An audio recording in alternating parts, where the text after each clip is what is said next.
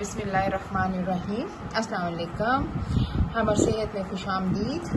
आज मैं आपको एक ऐसा सूप बताऊंगी जो दिल के मरीज़ों के लिए इंतहाई फ़ायदेमंद है।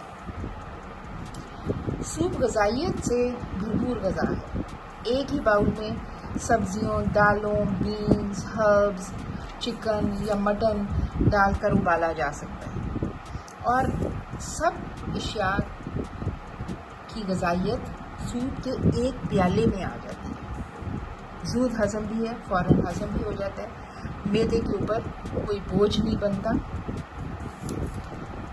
और ये सूप ऐसा नहीं कि आप हर कोई इसको ले सकता है, लेकिन स्पेशली हार्ट पेशेंट्स के लिए ये बहुत ज़्यादा मुफीद है। इसमें जो चीज़ें शामिल हैं वो नंबर 1 पे बंद गोभी। इसको आप ज़ाहिर है पूरा बंद गोभी का फूल नहीं, आप आधा इसमें आप डाल सकते हो। लहसुन 4 जवे आप लहसुन के ले लें। 1 अदद सेब, नमक आप इसमें डालेंगे थोड़ा सा, टमाटर और 1 गाजर और काली मिर्च थोड़ी सी, आप चंद दाने काली मिर्च के अंदर डाल दें। अब इन सारी चीज़ों को आपने काट के उसमें आपने गोभी को बारीक काट लेना है, सेब को, गाजर को, टमाटर को और लहसुन के जो जवे हैं इनको, इन सारों को आपने घंटा 1.5 घंटा पकाना है। 4 गिलास आप पानी के डालें और फिर उसको पकने दें। और पकने के बाद जब वो 2 गिलास रह जाएं, उससे पहले आपने ये 2 मिर्चें अंदर डाल देनी है।